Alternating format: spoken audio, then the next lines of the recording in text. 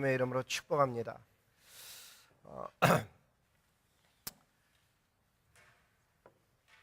이번 수요일이 오늘 수요일이 애시스 웬스데이로 저희가 드립니다. 애시 웬스데이는 지금 우리 개신교 속에는 제2의 수요일이 사라져서 그렇게 드리는 교회가 별로 있지는 않는데, 드리는 이유가 뭔가 하면 어떻게 하면 우리가 우리 믿음에 앞선 선배들이 강조했던 신앙, 회개, 리펜턴스를 시작으로 해서 그 사순절 기간을 잘 지낼 수 있을까 고민하며 하나님 앞에 기도하며 드리려고 하는 것입니다. 다른 수요일 날 보통 우리가 집에 있지만은 이번 수요일은 우리만 오는 것이 아니고 자녀도 데리고 가고 청소년 자녀, 어린 자녀, 우리 구역 식구 모두 다 함께 나와서 그렇게 함께 예배드리며 사순절을 시작할 수 있기를 주님 앞에 소망하며 시작하니까, 우리 이번 수요일은 비즈니스 하시는 분들도 그렇고 일하시는 분들도 그렇고 공부하는 분들도 그렇고 그날 함께 예배드리고 그리고 나서 돌아와서 또 계속 삶을 살아갈 수 있기를 소망합니다. 말씀 전하겠습니다. 오늘 말씀 보니까는 그 말씀을 읽고 나서 써보기를 이렇게 써보았습니다. 사도 바울은 달려갈 길과 받은 사명을 알고 있었습니다. 그렇게 적어보았습니다.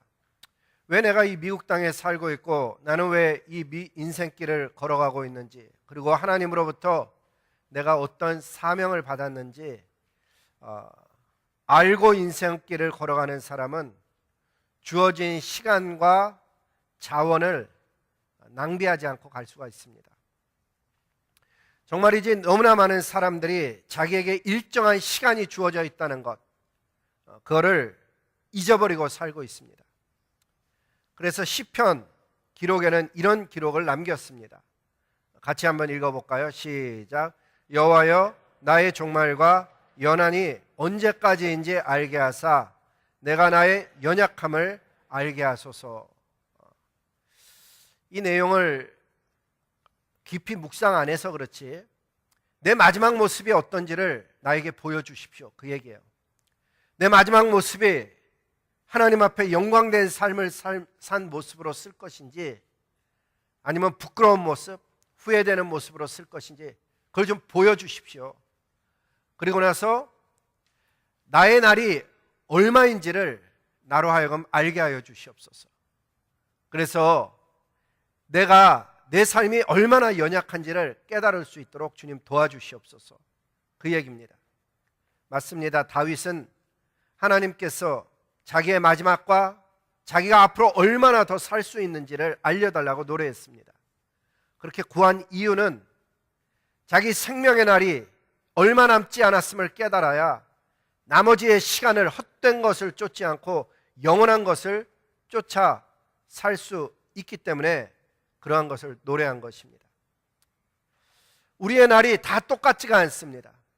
어떤 사람은 30, 어떤 사람은 40, 어떤 사람은 80, 90을 하나님께서 그 사람의 연한을 정하여 주셨습니다. 그리고 하나님께서 우리에게 말씀하시길 인생들은 흙으로, 먼지로 돌아가라고 시편 90편 3절에 말씀하셨습니다.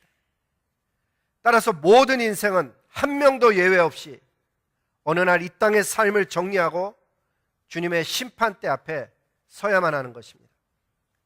하나님 앞에 서는 그 순간 소망하기는 저와 여러분이 하나님께 보고 드릴 때, 왕이신 하나님, 제가 주님의 뜻을 쫓아 달려갈 길과 주신 사명을 붙들고 완전하지는 않지만 최선을 다해서 살다가 이렇게 주님 앞에 왔습니다 라고 보고할 수 있길 소원하는 것입니다.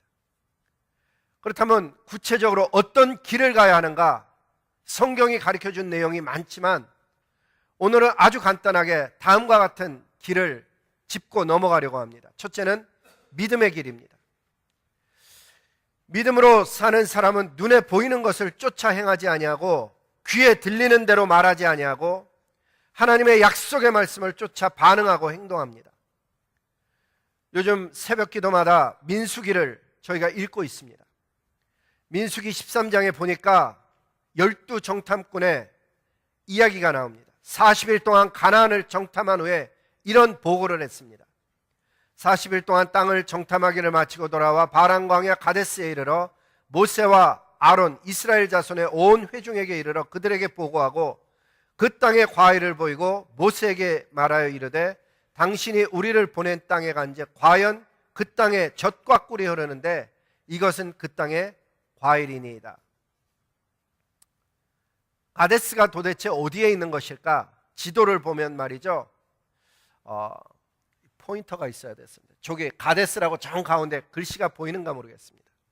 거기까지 갔다가 들어가질 못하고 점선을 보면은 밑으로 내려와서 아라비아라고 써진 데 쪽으로 방황하고 있는 모습을 볼 수가 있습니다. 시중에 나와 있는 성경 지도 보면은 성경의 내용과 잘 맞지 않습니다.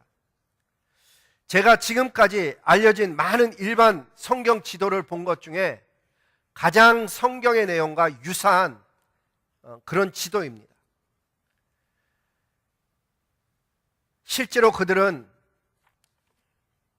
분명히 젖과 꿀이 흐르는 땅을 보았고 그렇게 보고도 했지만 본대로 느낀 대로 말한 것을 성경은 옳다고 하질 않습니다. 실제로 그 땅의 사람들은 강했습니다. 성읍도 견고했습니다.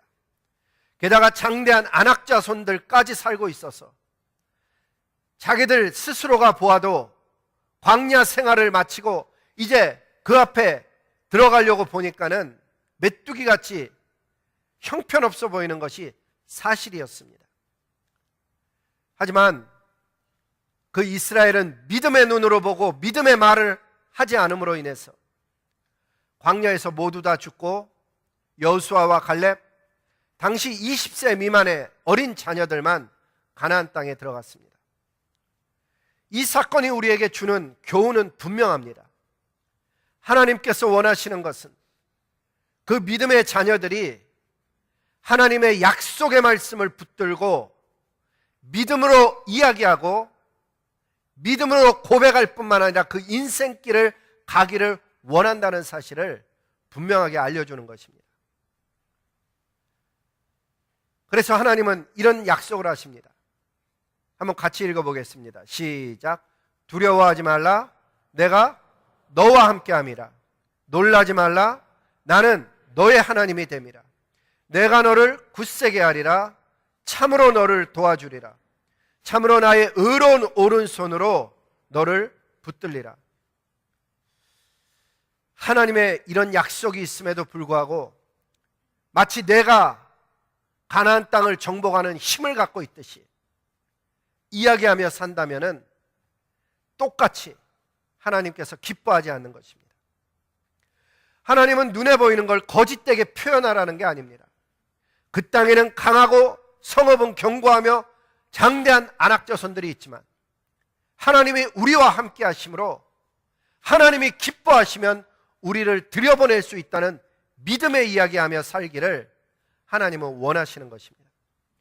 오늘도 우리들의 삶 속에 나의 가정, 나 개인의 삶, 나의 비즈니스, 나의 일터를 놓고 이야기하고 바라볼 때 내 실력으로 내가 가진 것으로 하듯이 이야기하지 말고 하나님이 기뻐하시면 얼마든지 하나님이 더 크신 것을, 더 많은 것을, 더 위대한 것을 저와 여러분의 삶 속에 줄 수 있음을 믿기를 원하시고 그렇게 하나님은 선포하며 살기를 원하시는 것입니다.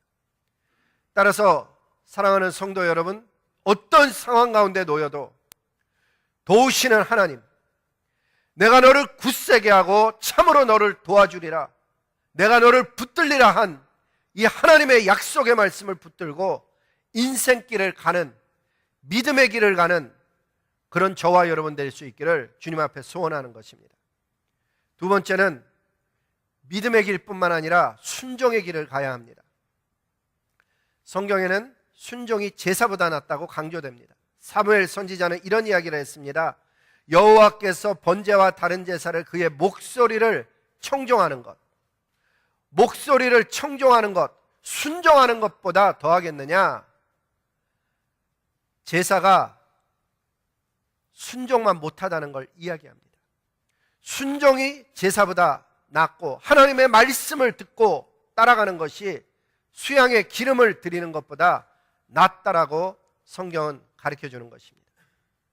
맞습니다. 순종의 행위는 믿음으로 구원을 얻는 행위에 있어서 가장 중요한 영역입니다. 이 순종이 없으면 믿음은 죽은 믿음, 공허한 믿음이 되는 것입니다. 따라서 저와 여러분이 이 순종의 길을 갈 수 있게 해달라고 하나님 앞에 기도해야 되고, 마지막 주님 만나 배울 때 그 순종으로 인해서 착하고 충성된 종이라 불림받을 수 있기를 소원하는 것입니다. 인생길, 믿음의 길, 순종의 길, 그 다음에 사랑의 길을 가야 합니다. 성경은 우리가 인생길을 걸어갈 때 사랑의 빛 외에는 아무 빛도 지지 말라고 가르쳐 주셨습니다. 그리고 다른 사람을 사랑하는 사람은 성경의 모든 율법을 다 이룬 자라고까지도 이야기합니다. 로마서 13장에 보니까 그 이야기를 이렇게 표현했습니다. 아무에게든지 아무 빛도 지지 말라. 뭐 외에는? 사랑의 빛 외에는. 남을 사랑하는 자는 율법을 다 이루었느니라. 여러분, 율법을 이루며 사는 삶이 사랑의 삶이라고 이야기하면서 이런 말씀을 설명합니다. 간음하지 마라, 살인하지 말라, 도둑질하지 말라, 탐내지 말라 한 그 외에 다른 계명이 있을지라도, 여러 가지 계명들이 있는데 결국 이 모든 계명들은 내 이웃을 내 자신과 같이 사랑하라 하신 그 말씀 가운데 다 들어있다는 것입니다. 그렇습니다. 잘 살펴보면 사랑은 결국 주변 사람들에게 악을 행하지 않는 것입니다. 그래서 사랑이 율법의 완성이 되는 것입니다.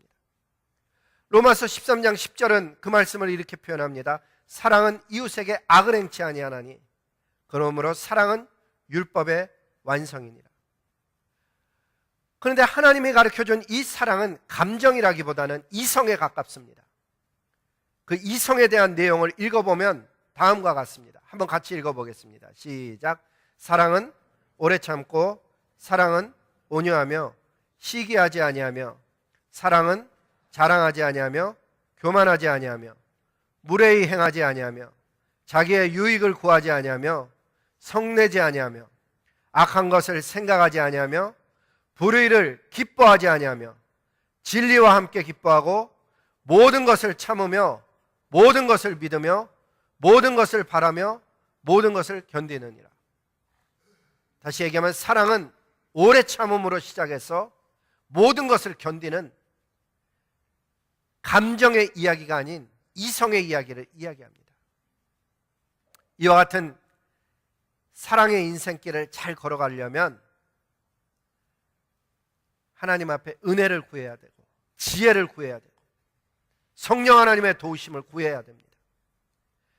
그래야만 마지막에 주님으로부터 저와 여러분이 칭찬과 면류관을 얻게 될 것입니다. 믿음의 길, 순종의 길, 사랑의 길을 갈 수 있게 해달라고 우리는 순간순간마다 하나님 앞에 바싹 엎드려 그 은혜를 입고 가야 되지. 아무도 믿음을 자기 스스로 만들어낼 수 없으며, 아무도 완전한 순종을 자기의 힘으로 만들어내지 못합니다. 저와 여러분 안에 사랑이 있지 아니하기 때문에 하나님의 사랑을 구해서 이 세상을 이길 수 있는 저와 여러분 다 될 수 있기를 소원하는 것입니다. 두 번째는 우리가 받은 사명입니다. 그렇게 달려가야 될 길이 있듯이 받은 사명이 있습니다. 여기 앉아있는 하나님을 영접한 사람 모두는 한 사람도 예외 없이 세 가지 사명을 우리가 공통되게 받았습니다. 첫째는 하나님의 자녀를 찾아오는 복음 전파의 사명. 주보에 보면 그래서 이렇게 괄호가 다 쳐져 있죠. 두 번째는 하나님의 몸된 교회 공동체를 사랑하는 사명. 세 번째는 하나님의 나라를 확장하는 선교의 사명을 우리는 받았습니다. 이것은 공통된 사명입니다.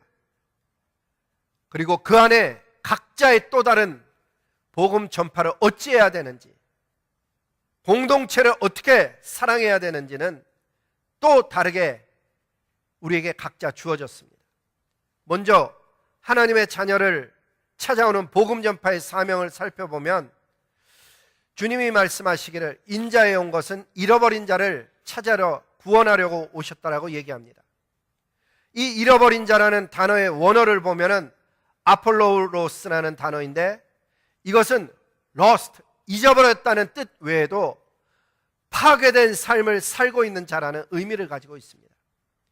그렇습니다. 하나님께서는 아들을 보내셨고 그 아들이 와서는 원래 하나님의 소유였는데 지금은 잃어버린 바 되어져서 축복된 삶이 아닌 파괴되어진 삶을 살고 있는 자를 하나님께 되돌리려는, 회복시키고자 하는 목적을 가지고 이 땅에 오셨습니다. 그분은 그 일을 이루기 위해서 십자가 위에서 죽으시고 부활하시고 하늘에 오르시고 그 오르시는 순간에 사명을 모든 그리스도인들에게 위임하신 것입니다. 그 위임의 내용이 마가복음 16장 15절 말씀입니다. 한번 같이 읽겠습니다. 시작. 이르시되 너희는 온 천하에 다니며 만민에게 복음을 전파하라. 일부러 색깔을 다르게 해서 보여드렸습니다. 쉽게 보면 너희는 복음을 전파하라입니다. 저와 여러분에게 위임한 이야기, 너는 이 땅에 사는 목적이 복음을 전파하는 목적이다. 그래서 네가 밥을 먹고 살고 있고, 그래서 네가 직장에서 일을 하고 있고, 그래서 네가 가정을 꾸리고 있고, 이 복음 전파를 위해서 내가 너에게 모든 것을 허락했다라고 말씀하십니다. 그런데 영역이 온 천하이고 대상은 만민에게입니다. 저와 여러분 모두가 하나님으로부터 받은 사명은 이 복음 전파 때문에 부름받은 것이고 구원받은 것이고 우리의 삶을 살아가게 하시는 것입니다.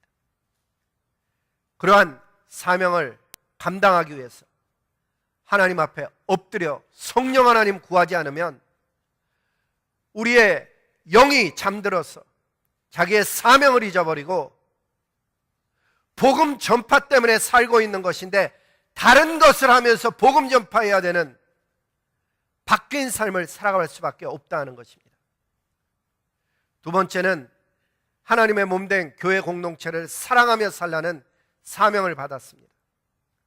고린도전서 12장 27절에 의하면 우리 모두는 그리스도의 몸이고 지체의 각 부분입니다. 즉 우리 공동체가 모여서 이룬 교회가 주님의 몸이고 주님은 그러한 교회의 머리가 되시는 분이십니다.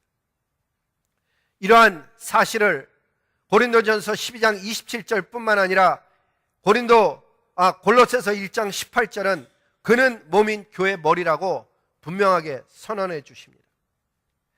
따라서 예수님을 사랑한다는 말은 그리스도의 몸된 공동체를 사랑한다는 의미인 것입니다. 왜? 이 지체들이 그리스도의 몸인 것입니다. 그래서 나는 머리는 사랑하는데 팔과 다리는 사랑하지 않는다는 말은 성립되지가 않는 것입니다.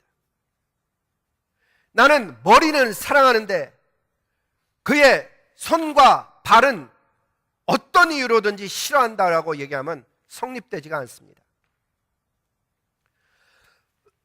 많은 분들이 예수님을 사랑한다는 것 아는 듯 모르고 살아갑니다.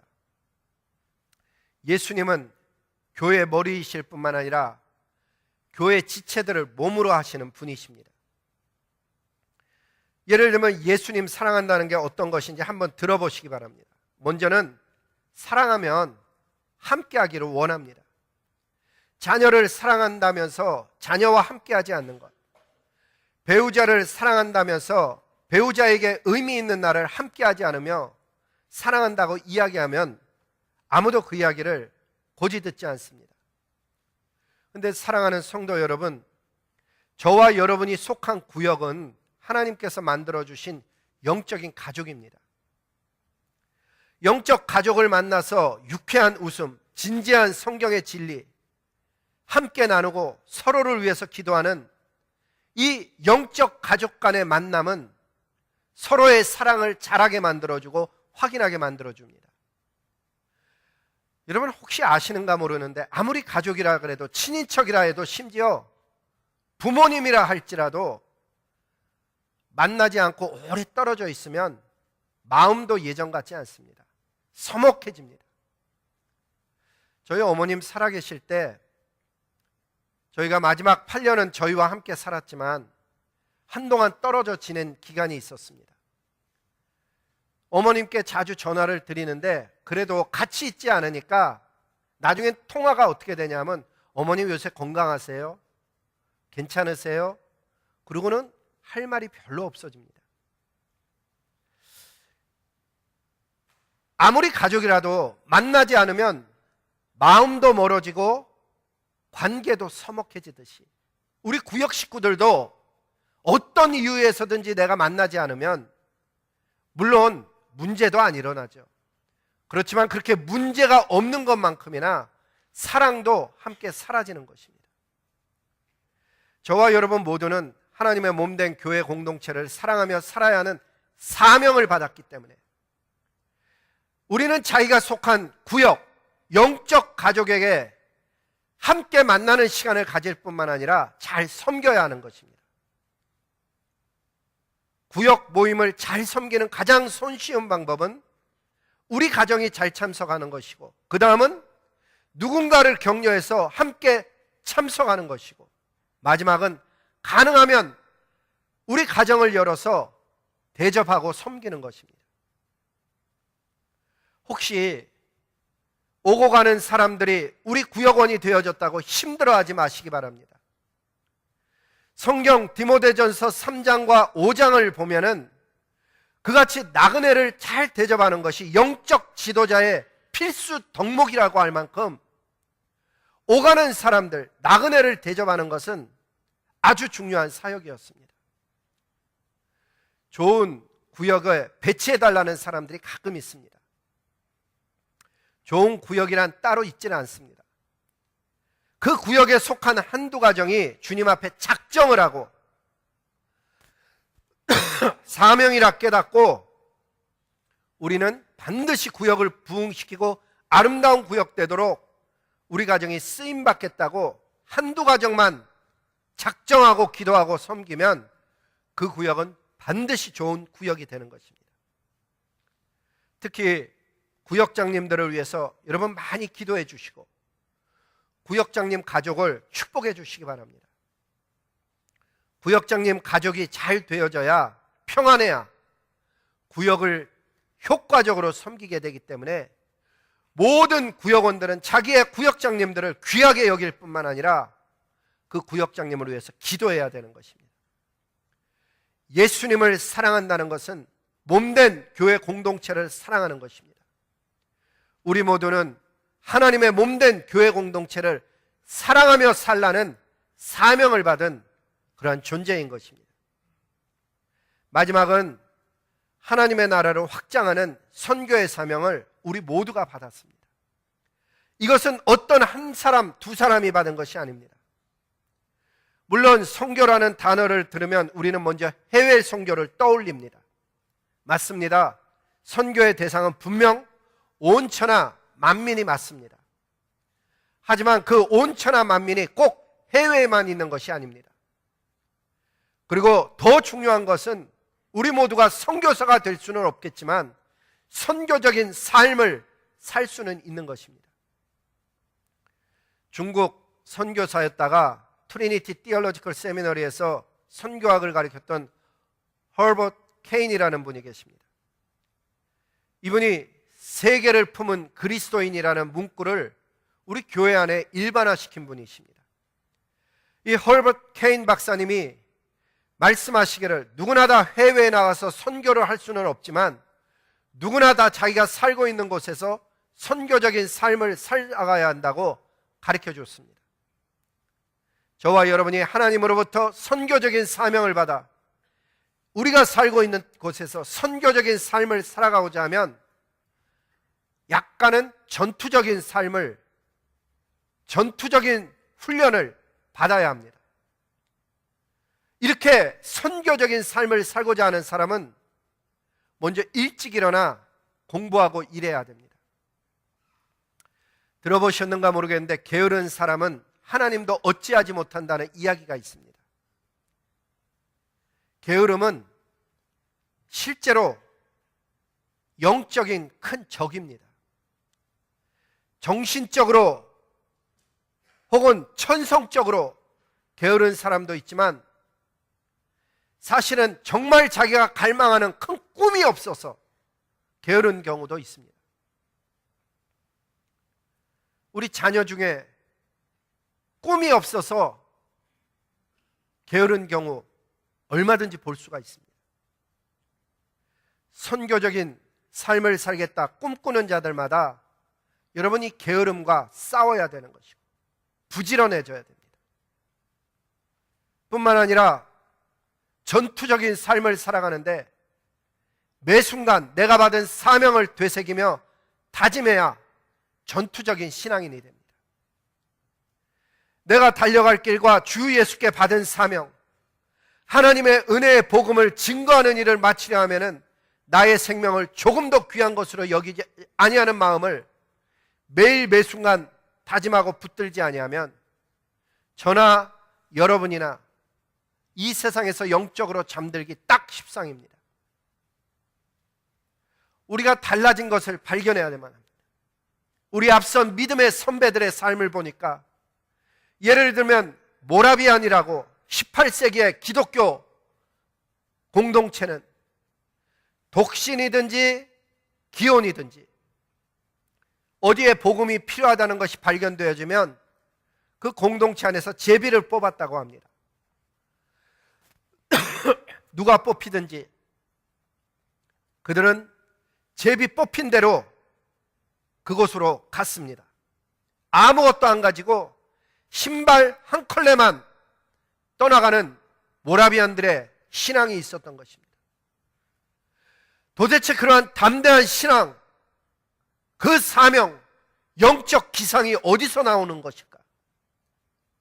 그것은 나의 달려갈 길과 받은 사명에 은혜의 복음을 증거하려 하면은 나의 생명, 나의 가족, 나의 안위를 조금 더 귀한 것으로 여기지 아니하노라 다짐했기 때문에 그런 영적 기상을 유지할 수가 있었습니다. 세월이 변해서 21세기 살아가는 저와 여러분은 조그만 일 앞에서도 우리는 좀처럼 자신을 들이질 못합니다. 소원하기는 이런 전투적인 삶을 살아가는 저와 여러분 될 수 있기를 소원하며 살아야 하는 것입니다. 마지막은 더욱더 분명한 선교적 사명의 의식을 갖도록 매일 하나님을 갈망해야 하는 것입니다. 사단은 우리의 시선을 내 삶에 자꾸 맞추려고 합니다. 하지만 성경의 이야기는 다릅니다. 너는 그 나라와 그 의를 구하라 그리하면 이 모든 것을 더하주시겠다고 하나님은 말씀하십니다.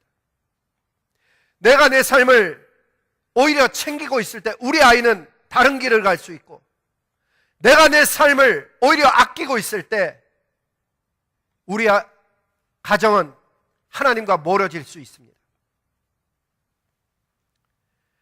하나님을 갈망하는 것이 가정이 사는 길이고 내 삶이 사는 길이고 교회가 사는 길이고 민족이 사는 길입니다. 하나님을 갈망할 때 부지런해집니다. 하나님을 갈망하고 선교적 사명을 가질 때 우리는 삶이 피곤해지질 않습니다. 내가 받은 사명이 분명하면 분명할수록 그에 따른 사역이 많아지면 많아질수록 오히려 피곤한 것이 아니고 더 보람을 느끼고 활기차집니다. 하나님께서는 그러한 사람에게 새 힘을 공급하시고 독수리가 날개치며 올라감 같은 일을 행하시는 것입니다. 새벽에 일어나 기도하는 이유는 딱 한 가지, 영적인 절박감 때문입니다. 나에게 주어진 사명을 생각해 볼 때 도저히 자기의 능력으로, 도저히 자기의 성품으로 감당이 안 되어지니까 하나님 앞에 메어 달리는 것입니다. 주님, 제 힘과 제 성품으로는 이 사역을 감당할 수가 없습니다. 새벽에 하나님께 도움을 청하며 메어 달려서 어떻게 해서든지 은혜 입고 가고자 새벽을 깨우는 것입니다. 선교적 삶을 살아가야만 하는 이미 받은 사명이 있는 성도 여러분, 하나님 앞에 그 받은 사명을 더 분명하게 해달라고 새벽을 깨우시고 간구하며 하나님을 갈망하시기 바랍니다. 그래야만 이 길을 끝까지 갈 수 있는 것입니다. 이제 말씀을 정리합니다.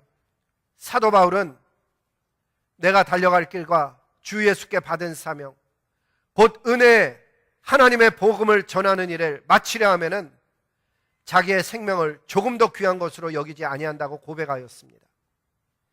저와 여러분도 가야 될 길이 있습니다. 믿음의 길, 순종의 길, 사랑의 길을 가야 하듯이 또한 우리는 사명을 받았습니다. 복음 전파의 사명, 공동체를 사랑하는 사명, 선교의 사명을 받았는데 이러한 가야 될 길과 사명을 잘 이루시고 주님 앞에 서는 날 면류관 받는 진짜 백의 하늘의 사람들 될 수 있기를 주님의 이름으로 복을 비는 것입니다. 우리 다 함께 일어나서 주님 앞에 주님 다시 오실 때까지 찬양 드립니다.